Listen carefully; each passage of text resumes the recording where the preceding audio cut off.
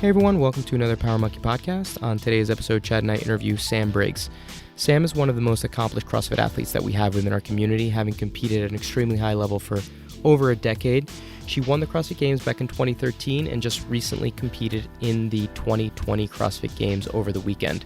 We talk about what it's like to not only be the oldest competitor in the field at 38 years old, the average age being just slightly over 26, but also competing in a virtual setting and how that was different than competing on a floor with the other competitors standing right next to you. It's definitely been an interesting year for Sam and all the other athletes. It was great to talk to her a little bit about what it was like to compete in this particular year's games, not qualifying into the top 5 to go into Aromas and what that was like and how she's now preparing for what's going to be happening into 2021. Sam is an incredible athlete. She's been around the sport for so long. Her insight into what it's like to compete at an extremely high level is an incredibly interesting thing to talk about. Her background being a firefighter and then transitioning to CrossFit is also something worth discussing. I think you guys are going to really like this episode. Sam is an incredible ambassador for the sport, and I hope you guys enjoy this one. Well, hey, Sam, thank you so much for taking the time to be with Chad and us today. I really appreciate it. No problem. Thank you for having me on. So I know this is being recorded just after a very important weekend, and I just wanted to kind of see how it went. You know, you just finished up the 2020 CrossFit Games. It was an interesting weekend, very different than probably any CrossFit games you've ever participated in. I just wanted to kind of get a little bit of an idea of how it went for you, what the experience was like, and what were some of the pros and cons to how it was run this year. I don't think anybody knew quite what the games was going to look like, if we were going to get games at all. And so I've just finished up stage 1 of the games. And basically it was the top 30 females, top 30 males, and then 5 from each of those categories are going to go through to stage 2 at the ranch. Not gonna lie, when it was announced that only 5 was going, it was a little bit disappointing. I think originally they were trying to get us 30 to the ranch, which would have been a really cool experience, and definitely would have worked kind of more in my favor as far as event wise goes, if they have the trail run and things like that. And any sort of workouts where it's just grit and determination. Not really known for a heavy barbell or the shorter duration kind of workouts. But it is what it is. And we were still lucky enough to have some sort of games. And basically we went back to the box, and each individual had to perform 7 events over the 2 days, and it was just in your own box with your own community, and it was actually a really cool experience. I had a fantastic weekend, loved every minute of it, and even though the placing was obviously not in that top 5, I had a lot of personal wins over the weekend, and it's just motivated me to keep on going and keep doing what I love doing. So awesome. So, I mean, first off, congratulations on another games participation. You finished 25th. Like you said, I'm sure it wasn't kind of where you wanted to finish. And a lot of these workouts didn't really line up with some of your strengths, barbell, short wads, that kind of stuff. But I think listeners need to really appreciate the fact of, and I hope you don't mind me bringing this up, but you're the oldest competitor in the bunch by a significant amount. And, you know, you're 38 years old. The average participant in that 30 is 26 and a half. 26 and a half is kind of the average. And the youngest is being 19 years old. So, you know, you're double the age of Haley, and you're still kicking ass at such an amazing level that I think it needs to be noted. My question is, how do you feel your participation has been getting as you've been getting older? Do you see these younger guns coming up, and does it intimidate you, or do you feel like as I get older, I know I can still compete at this level with these top girls? I think it's wouldn't be right to kind of be intimidated. You just need to be kind of realistic with where you are and kind of what level you're at. The older you get, the harder it is to kind of recover from the training demands that being a CrossFit individual athlete like has on you. So you definitely have to kind of like change your mindset and like how you're training. One of the things that I've always struggled with, and which definitely gets harder as I've gotten older, is strength. I've still got the fitness there, and I'm still able to. I set 2-second PR on the 1K row. So like Nice. My fitness, even though I'm getting older, is still there, and I'm still able to push that. But kind of the demands on the body to try and be competitive in the like strength department with these athletes just gets harder and harder. And I think being an endurance athlete and not necessarily built to be a heavy lifter anyway doesn't kind of like favor me in that department. So instead of being intimidated, you just kind of have to look at other areas where you can perhaps improve, and other areas where you could perhaps like gain points and like gain advantages over like the younger athletes that you can only get from experience and like competing for a long time. Yeah, absolutely. I think that's such a kind of key way to be looking at it. And I think probably all the participants look up to you and say, man, I hope I'm able to do something as I get older in the same way that Sam has been.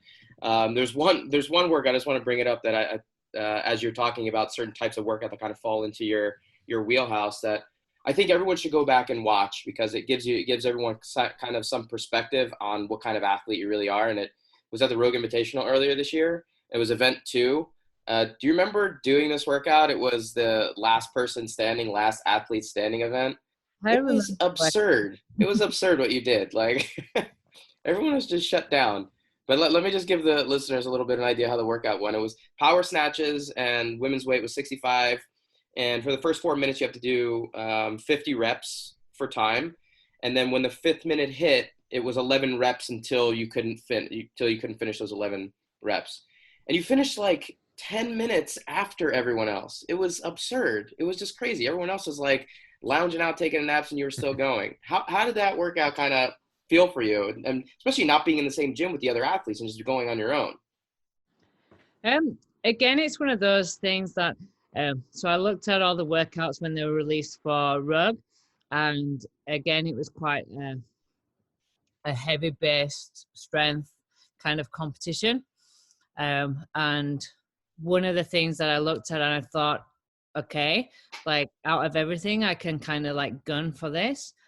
The first part, the 50 power snatches, it was like, okay, I'm never going to be the fastest at doing 50 power snatches.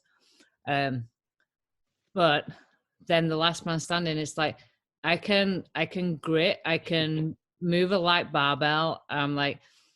I'm pretty stubborn. So if I set it in my mind to keep going, then the second part is something that I could potentially like go and try and win. So I was sensible on the 50 power snatches. I obviously went for like a fast time, but I think I took a couple of like quick breaks in it just to kind of save the grip so that I was ready for the last man standing part. And then yeah, it was just kind of like, right, out of all the events, this is the only one that I think I can win. So let's just hold on and like fight for it. It was amazing. It was amazing to watch. Now, do you have any idea of what the other athletes are doing at that point? And like, because you're in your own gym, you have your judge, but do you have any idea? You've won 5 minutes ago and you're still going. You have like no idea. And then, so the gym that I was working out at, there's a brewery next door. And so because Rogue, you had to be in silence with no music and no spectators, the members of the gym were all watching the live streaming next door. So obviously there was a time delay. So I finished, I like collapsed to the floor, and like a minute later I hear screams and I'm like, no, I didn't do enough. But they were actually screaming because I had. That's awesome. Yeah, well, another, talking about workouts with snatches in there, another one came up this past weekend, event number 5, I believe. And one of the recent comments you made that I was personally excited about, Sam, is you said you never thought you'd prefer squat snatches over power snatches. So what was going on that day where, I don't know, they were just clicking for you or anything else? And is that something you've been working on and something that maybe you'll see of yourself in the future? I've always preferred power everything over squat anything. But we've been working a lot on my like snatch technique and just trying to be more comfortable at those kind of heavier weights. For the workout, I didn't even warm up the squat snatch. The plan was all the way through power snatch it up, make sure I'm set, and then do the overhead squats. And then in the second round, I started failing the power snatch. And like, I just kind of thought in my head, well, I can keep banging my head against a wall and failing these power snatches, or we can go for a squat snatch. I got it. I got the squat snatch and then finished the overhead squats off. And so then the mindset was, right, okay, let's finish this workout and we're going to squat snatch the start for every overhead squat. And didn't miss another snatch then for the rest of the workout. Awesome. I'm excited to hear that. And of course, if you can squat snatch that first rep, it counts as an overhead squat. So a little bit of a, slight amount of efficiency and time saver there. That's good for everybody. Talking about working on snatch technique and everything else, I'm always curious to hear from you guys, what is the one or two movements that you feel like, I hate to use the word worse, but you feel like you struggle with the most and that you have to work on the most? I think for me, just my overhead strength is pretty difficult. I have like quite a tight thoracic, so anything overhead, and then similarly when I go upside down, the handstand, same thing. So it's just something that I've always had to work on. Love-hate relationship with snatching. When I get it right, I think there's nothing better than the feeling. But it's just those 9 out of 10 sessions where it's not quite right. But no, I love Olympic lifting. I love lifting. Just because I'm not as good as some of the other athletes doesn't mean that I don't enjoy working on it. I think even though I've been in the sport now 11 years, I can still see improvements in it, and that's not because I'm getting any stronger, but because I'm able to improve the technique and my movement mechanics in the movement. For sure. Yeah. I mean, the Olympic lifts, and it's easy for me to say this, but just from coaching other people, I mean, they're complex, challenging movements, and that makes them fun to a lot of people, no matter what you're lifting and your capabilities are with those. And the snatch in particular, I'll tell you, for most people, one of the things I heard early on in my career from many athletes that have been doing it for 20, 30 years is the snatch is a maturity lift. And so, what you're saying there, Sam, makes perfect sense. Accumulate years and years and years of repetition. And it's almost like you can just continually get more comfortable with the snatch specifically. So I'll look forward to keeping an eye on you in that regard. But you also brought up, just your thoracic is tight, right? And struggling with anything with the bar overhead. And I know Dave got excited when you talked about being upside down, and Dave's probably curious as I am, what did you think about that handstand hold? Did you think that you'd ever see anything like that in competition, and how'd that go for you? Yeah, I think we've been seeing more focus on single skills. We've had a lot of handstand walks, and then they've progressed to the ramp and the different obstacle courses and stuff for the handstand walks. So I think it was only a matter of time that we kind of saw the hold coming up at the games. Not the best upside down. It's something that I've worked on, but then shoulder surgery and elbow surgery later, it's and then 75 overhead squats with a 125. Right. Kind of my first attempt was my best attempt, and then the elbow was we've had enough of supporting anything now. So did a few breakdancing moves and called it a day. I had a couple questions about that one. Obviously, handstands are kind of right up my alley. I was so excited to see that workout come up. I'm curious if an athlete like yourself actually ever trains freestanding handstand holds. I don't find it to be very common among a lot of the high-level athletes, just working on static holds, freestanding, more along the lines of doing obstacle course walking and things like that. But do you spend time working on just freestanding holds? I do. So it's normally thrown in with, so on a morning, I tend to do like cardio and kind of like core work. So it might be that in between my like core like sets, I'll have to hold a max freestanding handstand hold, or we did probably about 3 weeks ago now, I was doing a gymnastics pyramid, and part of that was one of the movements in the pyramid. I had to hold between a 30 and 40-second handstand hold as one of the movements. Okay, so, awesome. So it is built in there a little bit. How was that 49 seconds for you? Is that a good time for you, or is that you've done longer than that? What's your PR? Kind of the minute mark. So I wasn't a mile off. We had to change the run route for my Nancy last minute, so we were 30 minutes delayed kicking event 5 off. So I actually only had 10 minutes to get back from outside back into the gym to get ready to do the handstand. And one thing after I've had my elbow surgeries, I just struggled to get full extension on the right arm. So after doing all the overhead squats, it was just a big demand really on the elbow to then try and support body weight upside down. Sure. And what was the time that you guys had between events 5 and 6? What was the designated amount? So you had 3 hours to complete both workouts. Okay. So we had to have both done, scores submitted, and the videos in before 12. And I finished the event 5 at 11:30. So I had to kind of like run back to the gym, get in there and get ready to do the handstand hold and stuff.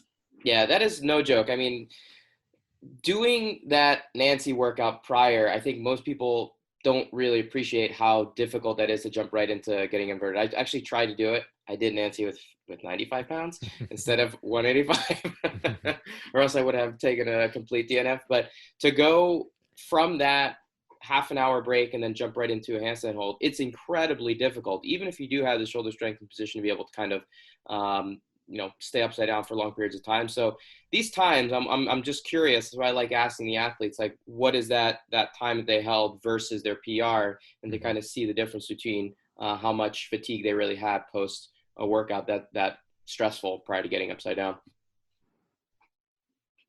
Well, I kind of knew that Catherine was going to be around the 3-minute mark.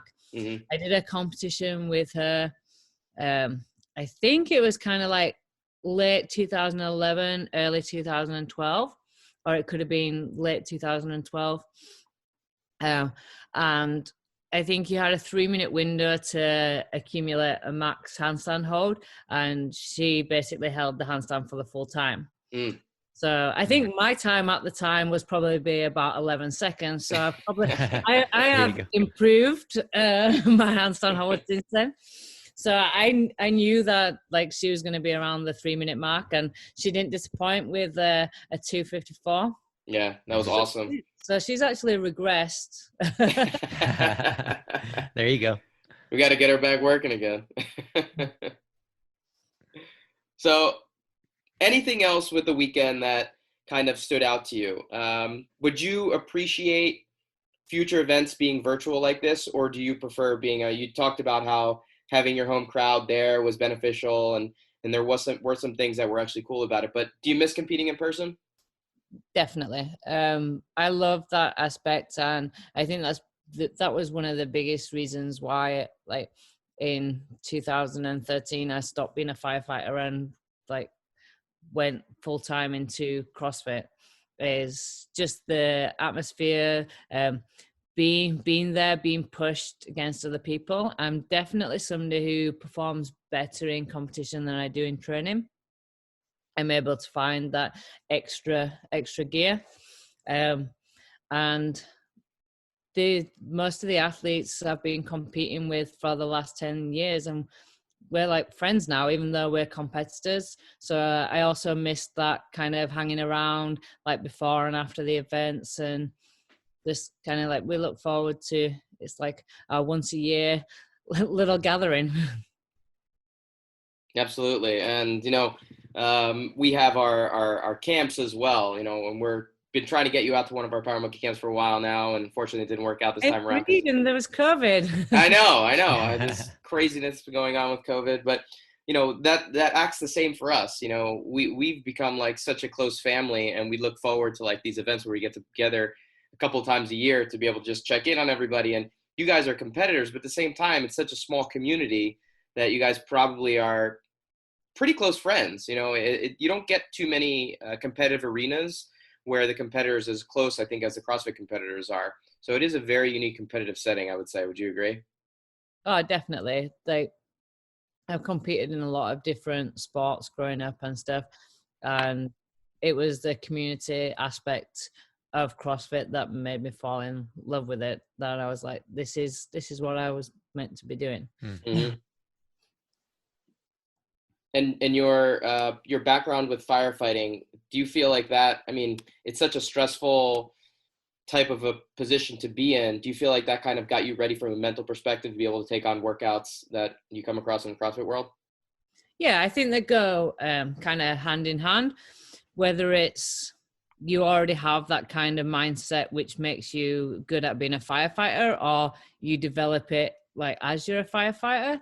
It definitely carries over. You're able to block stuff out and just dig deep and grit through the work. It's like sometimes we'd be out at fires like all the way through the night, and you can't think about, oh, I'm tired, this hurts, I'm hungry, or anything. You just get on with the job in hand. And there's kind of like CrossFit, a lot of the times it's hurting, it sucks, and you can't think about it. You've just got to get on with it. Yeah. Do you miss being a firefighter and have any plans to go back at some point? So it's definitely something that I've kind of toyed with the idea. More so this year with COVID and a lot of the competitions being cancelled and things. Just thinking, like, kind of, what do I want to do? Do I want to continue down this line, or do I want to go back to firefighting? I couldn't see myself doing anything else. So maybe when I do decide to finally stop competing, then it would be something that I would like to go back to. Yeah, and you just mentioned, in passing before the recording that you had just finished up with the workout and you had a meeting with your coach, I believe. So what's the plans? I mean, obviously you're right back in it. You're, having those conversations with your coach. I mean, what's the goal moving forward? We just discussed the weekend, kind of what went well, what went wrong, where could we improve, and basically in 3 weeks I'm back on it, training for 2021. Nice. It just straight to the point there. I like it. Easy enough. Well, through the years, well, one thing, obviously at Power Monkey, we're very much focused on technique. We believe technique matters. It's the base of everything. It's critical. And so it sounds like some of the things that you've mentioned just on this recording already is that you are focused on technique, and obviously at that level you have to be. But, I'm always curious to hear, was technique something that you are always focused on, that you always prioritized from the very beginning, or was that a change in mindset or perspective that developed along the way? I think that was a change that happened in 2012. When I first started CrossFit in 2010, the sport, especially in the UK, was very new, and I was already kind of a fit person. I was in the fire service. I was doing triathlons. I was running for a club. So I had the fitness there. I had raw strength kind of from like training with the guys at the fire service and like being able to like pick up the equipment and do the job as a firefighter. And then because I kind of had the basic kind of like raw strength there, kind of tried to maybe rush through some of the stuff, especially because in that first year I qualified for my first games. So everything was like kind of wham bam. Yeah. It was like no time to kind of focus on technique. It's like, we need to lift as heavy as we can. We need to do this. We need to do that. And so there wasn't really much focus on like my mobility, my movement mechanics. It was kind of just get the weight moved from A to B, however. And then in 2012, when I was pulled from the Open through because I was injured, it then forced me to work more on technique, work more on my mobility and my actual movement mechanics to be able to come back and then win the games in 2013, looking a very different athlete to when I was at the games and took fourth in 2011. That's amazing. It's an incredible story to hear. You know, you came to the realization in 2012, and just with changing your focus a little bit there, you're able to come back and win in 2013. And, you know, I wonder the long career that you've had and the successes that you've had, aside from technique, is there anything that you know now that you would most like to change at any other point earlier in your career? I think working with a good coach, somebody who's wanting to push you, but is also more interested in making sure that you have a long life in the sport. The coach I'm working with now, I've been with since 2016, and I was ready to retire in 2016 before I had to have my shoulder surgery.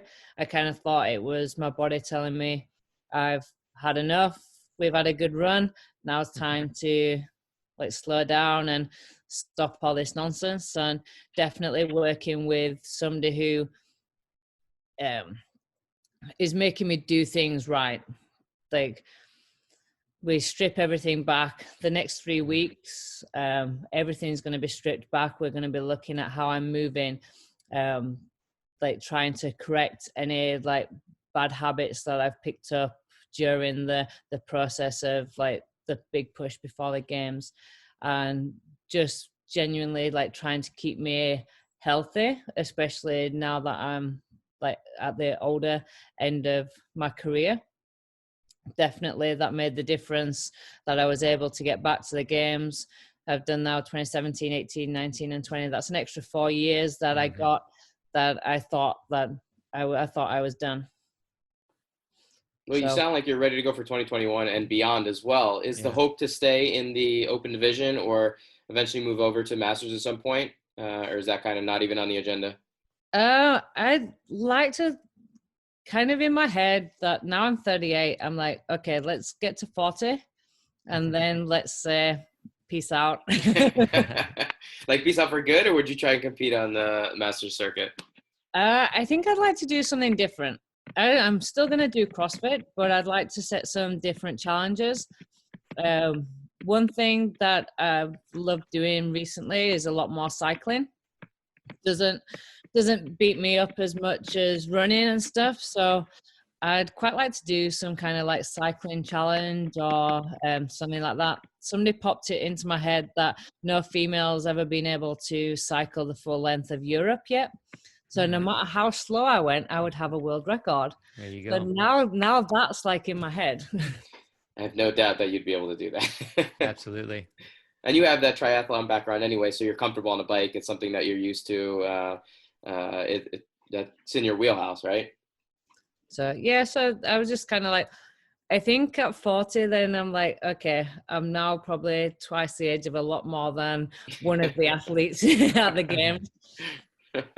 Well, you're still kicking ass, and you know it's still impressive to watch what you're doing out there.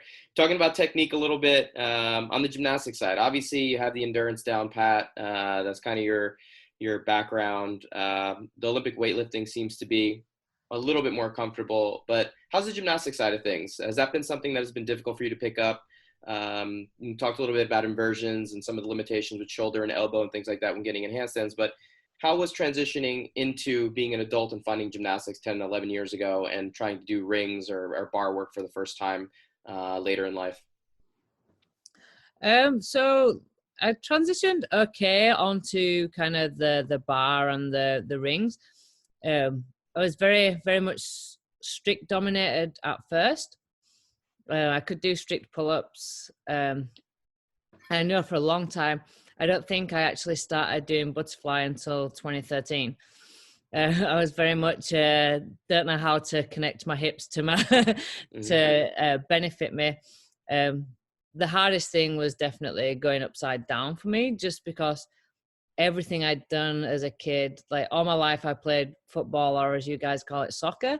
So I've just been on my feet my whole life. So then to go upside down, I'm like, what is this? Why do I want to do this? But I spent a long time working with Sean Lind. And he was my gymnastics coach for a while, and definitely working with somebody who he learned gymnastics and the circ trade as an adult. So he was able to give me cues and give me things to work on that were appropriate for an adult learning gymnastics, instead of a kid who has no fears and no limitations. Yeah, absolutely. Well, So, yeah, I mean, go ahead. Sorry to interrupt. No, I was just going to say that definitely helped. And now, like, one of my favorite movements is muscle ups, like ring muscle ups and bar muscle ups. I love, and I was upset that we didn't get any this weekend. Yeah, me too. But yeah, I mean, learning gymnastics later in life is super challenging, and having a coach like Sean, Sean's great. He knows what he's doing, has a great background and stuff. But I think it's critical for listeners to understand the difference between trying to find a gymnastics coach that maybe works with people that are starting out at 3 to 5, 6 years old, versus someone that's finding it later in life through CrossFit, and how important it is to understand maybe some of the limitations and some of the different directions and coachings that you would give someone who's an adult. Now, the limitations are different than if someone's starting from scratch. So I think you're exactly right. I think that's such a great way to be thinking about it, because it's not the same. It's not like a one size fits all. We're going to do the same skills, same drills you're doing when you're 5 years old versus when you're 25 starting out and, have a lot of things that are already built into your system. You agree with that with weightlifting, Chad? Oh, absolutely. I mean, the blank slate, or, if I can have someone that's, well, I mean, really, no matter what age, if I can have someone that's never snatched before, that's easier. It's easy to teach them to move the way that I want more quickly. But absolutely, if someone's been doing a different sport, say powerlifting for 20 years, and powerlifting being really a completely different sport where they're squatting partial range and they're doing a lot of bench pressing. If they're not doing any mobility work alongside of that, then we're going to have a really hard time getting them into those key positions that we want. So in speaking about coaching, Sam, do you have any desire to be a coach? I know, for me as an athlete, I love teaching, I love coaching, but I don't necessarily want to be someone's coach. I don't really want to take them to high level competitions and go through that whole process with them. Is that something that you envision yourself doing in the future? So that's kind of what I was thinking when we were doing the COVID thing, and I was thinking about going back to the fire service.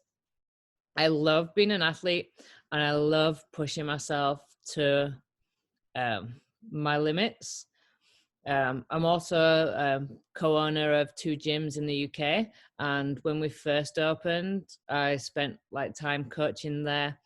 I do a few like seminars and kind of like training camps and stuff, which I enjoy doing for kind of one weekend every now and again.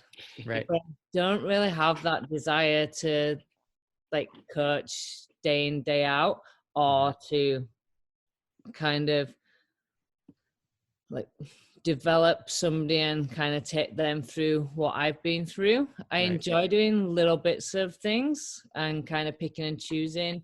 I did a online PDF of my cardio club, and they're like written endurance and cardio workouts that I've done. But I originally wrote them for kind of me and my friends, as opposed to thinking of like trying to write for somebody. Right. Well, I mean, I think that's great. I mean, if you don't have a passion to do it, of course, get into something else. But I think just those little pieces that you mentioned you enjoy doing. I mean, any athletes going to that, it's going to be incredibly good content and information that they can get from you just with the experiences that you have. I mean, man, I'd love to go. I'd love to go to one of those myself. Well, maybe when COVID allows us to travel, then we'll be able to get together on one of the monkey camps. Yeah, absolutely. I was gonna say I'm not saying I'm gonna run a whole lot or anything else like that. I mean, you got to remember I'm a lazy weightlifter, but I'd definitely be interested in hearing your perspective more on training philosophy and all that good stuff. Yep. Are you where are you right now? Are you in the States or in the UK? Yeah, I'm in Ohio at the moment. Is that kind of been home base during quarantine pandemic time? Yeah, so I finally got my green card at the end of last year. So the plan was that I was out here after Wadapalooza. So the plan was that I was going to go home back to the UK in April, kind of like tie up loose ends and stuff, and then move out here May, June time. But because of flight cancellations and stuff, I've just been here since January. We've bought a house, and on Wednesday, I finally bought a car. Congrats. Wow, you really become full-on American now. I did. I got a muscle car. Nice. But you said you have 2 gyms in the UK still. Yeah. How is it being based in the US and having gyms out there? Are you able to manage them and kind of keep up to date with what's going on? I have some fantastic partners that I really don't have to worry about anything. That's awesome. And what cities are they in? What are the names? They're in Manchester. The gyms are called Train. And there's one in the city centre and there's one by the airport. And I have a fantastic team. And we opened one of the locations at the beginning of 2012, and then the other location I want to say in 16. But yeah, we have fantastic coaching staff, management staff, so I'm kind of left to travel and just compete and do that side of things. Wow, that's amazing. Lucky you. Is the intention to stay in the States now though, to kind of make home base Ohio? Yeah, definitely for the next few years. That's great. We have some of our coaches based out there, so I'm sure we'll be kind of coming through Ohio every once in a while. I know Mike Service, one of our other weightlifting coaches, is based over there. He's actually got the opposite. He got stuck in Europe, and he's been I saw. He's been stuck in Greece for like 7 months now, so he can't come back to the States. So you guys are kind of switched right now. I don't know. Would you rather be stuck in Greece or Ohio, though? I mean, come on. I don't know. You tell us. Europe, I guess UK or Ohio. Where would you prefer to be stuck? I've been happy here. He'll be loving it though in Greece. He'll be getting the nice weather. Yeah, it's a nice spot where he's at for sure. He's got a gym in his backyard and the water, 20 feet from his steps, so he can't complain where he's at either. I want to talk a little about the mental game of training and specifically about competing, because I think the mental side seems to be one of your real strengths, just watching you compete and being able to kind of push through on certain workouts, and you rely on where your strengths are in terms of your endurance and your ability to do longer duration type workouts. But do you feel like the mental side has always been a strength for you, or has that been something you've had to work on specifically? I think the mental side was always something that I was able to kind of tap into from a early stage. It's something that this year, with all the uncertainty, that was definitely harder. I think this season was definitely one of the most mentally draining of seasons, and like coming up to the games, I was definitely feeling a little bit flat a couple of weeks out from the games. But luckily we found ways to kind of flip that around, because normally I'd be on a training camp training with other athletes, and our sole focus is to kind of push and get ready for the games. And then because of COVID and we're not actually going anywhere, we're still in the gym, there was no change, and I found that pretty difficult. But my friend in Ireland, we did our own, because the games is going to be online, our own online training camp. Every day we Zoom called in and we did workouts against each other. That's awesome. And that definitely like helped kind of like flick the switch and be back to, okay, we're getting ready to compete now. Right. So you said normally leading up to games and stuff, you would have a lot of training camps with athletes in person. Do you prefer that? Do you prefer being able to train with other people that are there to push you, or do you like training on your own? I love training with people. Like I said, in competition, I always perform better because I can find an extra gear. Mm-hmm. It's kind of the same when you're training with somebody else and you're just there to like push each other. A lot of the time, if you're training by yourself, you don't know where you're standing, or you can kind of like cruise through some stuff. Or I'm going hard enough here. It's fine. Right. I've been lucky enough. There's been 2 girls in the gym where I've been based. When we found out it was going to be an online competition and I was going to be still here, they said, right, we're on your training every day. We're here. Whatever you throw at us, we're ready. And they're both like strong girls. Like one of the girls lifted in between one of the breaks over the weekend, and she did a 290 front squat, and there's more in there. She's like, oh, that's enough for now. Nice. So having them lifting like so much heavier than me, like it made it the norm all the time that these are the weights that I'm like chasing, instead of me being in my own world. It's like, okay.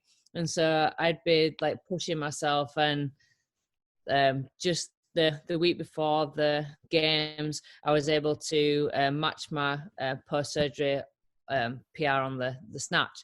So I was actually like hoping we were going to get a 1 rep max snatch. I was like, okay, I'm feeling good. Maybe I can like match my lifetime PR here. I'm like, I'm on a roll. So having those people around to kind of push you definitely helps. And I think it's clear, like look at Tia and Matt. Mm-hmm. Yeah, absolutely. Yeah. I was going to bring that up. It seems like having somebody who can push you, it's like a fighter being in a training camp and getting ready for a fight, having a sparring partner and someone that, is maybe really good at a weakness that you have, so they can kind of like get you in and out of positions a little bit. So having someone that can squat, much more than you can, be able to say, okay, what do I need to do mentally prepare for something like that, can always push you up another level. We noticed the same thing. We were training as gymnasts, even though it's individual sport, having that competitive edge in training goes such a long way to prepare you for that competitive setting. So it's very, very cool to see that. And I mean, I don't think there's a better example than what Matt and Tia are doing out here in Tennessee. Yeah, I had a couple of questions, or maybe one big question about them too here in a minute, but I also wonder, from your perspective, you said mentally that the mental part of the game is something that you've kind of naturally been good at. And if you're naturally good at something, it's not always easy to understand why or to portray that to someone else. But is there anything specifically that you can point to that you have an advantage over some of the competitors that you come across in that regard? I think like one of the things that I'm good at is I'm not too hard on myself. I try and go out and have fun, and that's something that I've like always done. Even at the beginning, when my aim was to win the games, I was still doing it to enjoy the experience and to have fun. I've always said the moment that I don't want to be training or I don't want to be competing is the moment I'm done. Like if I'm going to be feeling like, oh, I did so rubbish, I didn't do this, I didn't do that, it's like, and not enjoying it. Like, why would you go in the gym for 6+ hours a day, every day, if you're not going to be having fun and enjoying it? There's far more things in the world to be doing if you're not enjoying competing. Yeah, that's awesome. I mean, it's definitely not easy to have fun all the time. So if you kind of naturally have that, I would say that's definitely a huge advantage. And going back to Tia and Matt, from an athlete like yourself, I mean, extremely accomplished. You've been doing this for a long time. What comes to your mind when you think about those two? At the moment, how dominating they are, and some of the times that they're able to get on certain workouts. I mean, it just the whole combination, the whole package. When Matt is placing, what do you got, third or fourth in the front squat, and yet he's winning some long endurance competition. What do you think about those two? I think when you're the best in the sport, if you're training together, you're only going to be pushing each other to be better. Like, I think if you look back to 2013, I sought out training partners for the games, and I was training with Lindsay Valenzuela and Val Vobro. Yeah. Like, your podium that year was me, Lindsay, and Val. Nice. Like, when you're in an environment and your sole aim is to win the games and be the best you can be, they're going to push each other, but they're also going to support each other. And having that support and knowing that you have each other's back, but you're also going to fight like brother and sister. Like, you never want to lose to your brother or your sister when you're doing something, and they're going to be the same. And it's only going to get the best out of them. And then when they're on the competition floor, nobody's able to come close to them. Yeah, it's an interesting pair as well, because they don't actually, like, they compete against each other in training, obviously, but they're not actual competitors out there on the floor. We have a male and we have a female. So it's just interesting to think about that combination, because, like you said, with back in 2013, you were training with two other athletes that you actually had to compete against. So I wonder if there's some sort of advantage or disadvantage with the way that they've got it. I think it definitely makes it easier for them, because there is no, I don't mean like a hidden agenda. Like, obviously I wanted Lindsay and Val to do well, but I still wanted to win. Right. Whereas they don't have to have that. They can legitimately want the other person to win and still want themselves to win, because they're not in direct competition with each other. Well, there is something kind of interesting there. I don't know if you guys saw Adrian Bosman put up yesterday a way to compare the two of them from the competition. It was pretty cool to see like how their times were. There was some little ways to kind of separate what they did, their weights versus their body weight versus the weights they use in certain workouts. And within the 7 workouts, the way that he scored it, they tied exactly on one workout, and then they split 3 workouts each. So even after they basically competed against each other, they were completely even after the games. So going into Romas, they are completely tied right now, according to this layout. It was actually pretty cool to see. That's really cool. That is. Like they are just at another level right now, and it's cool to be able to, obviously, for you to be able to compete against them, having been to the top of the podium and know what it takes to get there. But just as a spectator, to be able to see and just be present for what continues to be this level of greatness that, who knows if we'll see again. It seems to be a very cool time. Definitely. Like, they're both on fire, and they're both great people as well. Like, I've spent time with Tia more than Matt, but I've spent time with them both, and they're both great people to, like, they're not big-headed about where they're at. And it's really cool. They're both determined to keep working and to like push themselves. They're not taking anything for granted, and I think that's testament to their work ethic, and that's why we're seeing such great things from them. They're not resting thinking, oh, we're already ahead of these people. They're like, I need to be the best I can be. Mm-hmm. Absolutely. So leading into Romas now, do you have any predictions, podium for male, female? Tia and Matt. There you go. I think it'll come like down to like how many workouts they do, what sort of workouts they do. Like it really could like change if it is what Dave was saying, going to be the toughest tests, then it's going to be those like with grit. And I think that'll suit athletes like Katrin, who she loves to just kind of like grit her teeth in and like grind through. I think you've only got 5 to choose from each. Right. It's going to be like so hard depending on the workouts, but I don't think anybody's going to beat Matt or Tia regardless of what they throw at them. Yeah, I think it'll be pretty tough it'd be interesting to see how many years it's going to go on, right? I mean, they don't seem to have any decline. If anything, they're getting better with every year. So it's just like, how long can this go on where these guys are just dominating the sport from the top and looking down at everyone? But it is a very cool time to be a part of the sport, that's for sure. Definitely.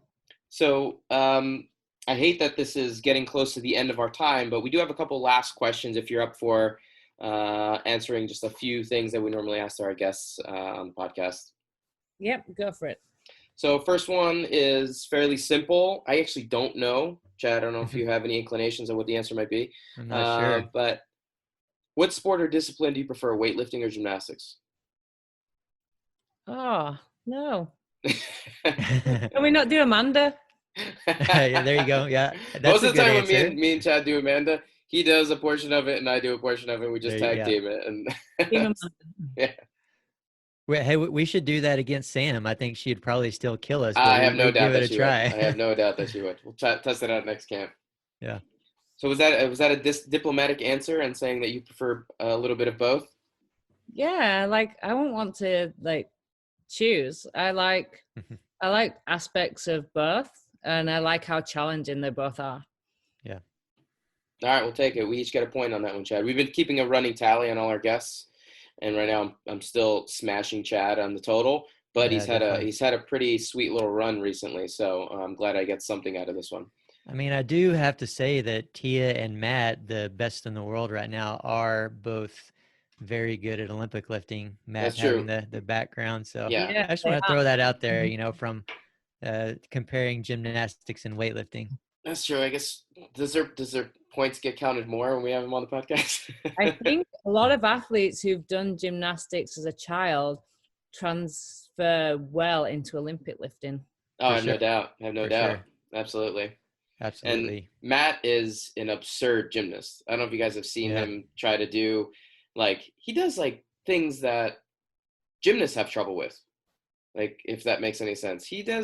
I saw him between some jerk blocks before doing something called a front toss. It's in support and doing a flip and then catching yourself back in support. That is not easy. That's a pretty high level skill that some gymnasts have real trouble with. There's round off, back full. The dude is just a freak athlete. And I hope that he would at least have some appreciation for gymnastics if we ask that question to him. So I'm not giving you weightlifting for both of those just yet. We got to ask him that question. Well, I mean, here's the real question. Sam, if you were to do it over again from a young age, would you have done gymnastics? Do you think you would have gotten more out of gymnastics as a kid or weightlifting as a kid? Oh, I'm not sure whether I would have had the option of weightlifting as a kid, where I am. So maybe I would have had to go into gymnastics. Don't say it's so depressed like that. I know. I was going to say that's. I just know me as a child, and I never wanted to. I was never. My mum tried to make me do ballet and stuff like that, and I was never into that. I always wanted to do what my brother was doing. Yeah. And so that's why I was he was a soccer player. Yeah. Yeah. And rugby and stuff like that. It's I want to do this stuff. This is more fun. Well, what I got out of that, Dave, is that gymnastics is nothing better than a backup plan. So I'll take that. All right. I'll take it as well. It's better than nothing. Question 2 for you, Sam. Is there any guests that you would love to see us have on the podcast? Anybody you think would be a really good guest for us? Oh, I don't know. Maybe you could actually get a top level like current now gymnast and current now weightlifter, and kind of like see the differences in like how their attitudes to training, their mental aspects, and kind of like how they do things, and then you can compare. It's a good idea. We haven't had a weightlifter on, have we yet, Chad? Who's not a coach? No, we need to get one. We definitely need to have someone that's very current, on top of the game. Maybe we'll work on like CJ and Simone Biles. Maybe we'll work on those too. That'd be a good combo. Definitely. All right. Last question is kind of a two-parter, Sam. What do you prefer, reading a book, watching a movie, watching a documentary, or a TV series? And whichever one of those you prefer, do you have a specific recommendation that you can give to our guest or to our listeners? So again, I'm going to have to kind of be like split. I love watching movies. I'm a big movie buff. And that's the thing I look forward to the most on a weekend. Is on a Saturday, tends to be my most suckiest training day, is Saturday night, cheat meal and a movie. Nice. But then on a normal night, like before I go to bed, I tend to read for 30 minutes to an hour, which helps like settle me down and kind of relax before going to bed. So I have to have both, really. Yeah. For different reasons. Books, I'm just reading a book called The Art of Resilience at the moment by a British guy called Ross Edgley. And if anybody wants to watch one of the funniest like mini docu-series, it's on the Red Bull channel. And he basically set himself the challenge to swim around Great Britain. Kind of thought it would take him about 100 days, and it took him 179 days. Oh my God. It was close. Good estimation. But just like we were talking about mindset and stuff earlier, just his attitude throughout the swim, no matter like when things were going bad and things were going wrong, just his attitude throughout was kind of what I think got him through the swim. So basically the whole time he wasn't allowed to set foot on land. He would swim for 6 hours on, 6 hours off. So 12 hours a day, every day. And when he'd finished his swim, he's on the boat. And then the GPS tracker, before he started swimming again, would take him back to where he like stopped. So it was one continuous kind of swim around Great Britain. And so his books around kind of how he did the mental training to like do the swim. So the book's good, but definitely watch the like documentary that is filming as he swims round, because it's hilarious. That's incredible. I have to check that out for sure. Now I have to ask you, you brought it up. What is your favorite or your go-to cheat meal? It's normally a pizza or a burger, something like that. There you go. Pizza's my favorite. I like it. Pizza tends to win most times. That's what I had as soon as I finished the competition on Saturday. Nice. Ice cold beer and a pizza. See, I'm even more of a fan now. Did you hear that, Dave? She didn't say wine. She said beer. I know. Yeah, I know. No wine. As soon as I finished the workout, somebody put a can of beer in my hand. I was like, oh, handy. After a workout, a beer is much better after a workout than a glass of wine. All right. So it's done. Whenever you come to camp, Sam, we're going to have a couple beers for sure. That sounds good. I'm looking awesome. forward to it. Yeah, for sure. Well, hey, we really appreciate you coming on and definitely enjoyed the conversation. Do you have any parting words for our listeners? Anything you got coming up you want folks to know about? Well, hopefully, my book will be released on Amazon in the US the beginning of October. It's been delayed, was meant to be out in April and just kept getting knocked back because of the wonderful COVID. But as far as I'm aware, US Amazon will be stocking my book as of the beginning of October. That's incredible. Congratulations on that. I'm in the process of trying to write a book myself, and I tell you, it's probably been certainly one of the greatest challenges of my life up to this point, as I'm sure you can relate to that. Different. Yeah, definitely. But what is the title of that book, and can you give us just a brief explanation of what it's about? It's called Start Your Engines. And it's basically about my life. You've probably got the first half of the book is kind of me from a child to finding CrossFit. So there's a little bit about me finding different sports as a child, kind of the things that shaped me into the person that I kind of am today.